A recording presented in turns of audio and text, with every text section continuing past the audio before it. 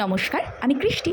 তো সেদিন ছিল লক্ষ্মী পুজো। লক্ষ্মী পুজোর ব্লগটা অনেক পরেই ছাড়ছি, এডিটিং করার একদমই টাইম পাইনি। তো লক্ষ্মী পুজোয় এরকম একটা পিঙ্ক কালারের শাড়ি উইথ হোয়াইট ব্লাউজ আমি পরেছিলাম এবং তারপরেই আমাকে পাঁচালির জন্য চলে যেতে হয়, কারণ আমার দিদুন প্রত্যেক বছরই পাঁচালি পড়ে। গত 7-8 বছর ধরে দিদুনের শরীর খারাপ থাকার জন্য আমি পাঁচালি পড়ি। তোমাদের একটা কথা বলি যে আমি এই সব বিষয়ে, এই মূর্তি পুজোয় একদমই বিশ্বাসী নই। আমি মনে করি জীবে প্রেম করে যেই জন সেই জন সেবে যে ঈশ্বর, কিন্তু ওই আর কি বাড়ির একটা রীতি। আমি সব কিছুই জানি, পৌরাণিক গল্প থেকে শুরু করে সব কিছু, কিন্তু আমি মূর্তিতে বিশ্বাসী নই। তো তারপর আর কি, তারপর আমার একটা বন্ধুর বাড়িতে চলে গেলাম। বন্ধুর বাড়িতে এই যে এখানে দেখছো, এটা হচ্ছে পূর্বপুরুষের জন্য খাবার উৎসর্গ করা হয়। তো গঙ্গার পাড়ে এটা করা হচ্ছিল, কাকিমা করছিল, আমার বেশ ভালোই লাগলো। এটাও একটা নিয়মের মধ্যেই হয়তো পড়ে তাদের। তো এটা বেশ দেখতে আমার ভালোই লাগছিলো। এখানে খাবার দাওয়া কমপ্লিট হলে তারপরে আর কি, তারপরে বন্ধুর বাড়িতে গিয়ে সেই পেট পূজা করলাম।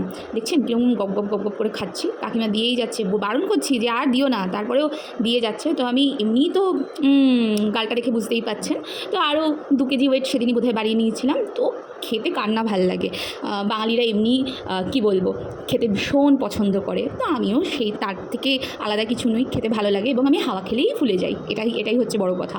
তো এই দেখুন কীরকমভাবে খাচ্ছি, আর আমার বন্ধুটা কীরকম বদমাইশি করে আমার মুখে এই রকম এক্সপ্রেশন নিয়েছে, ভাবতে পারছেন?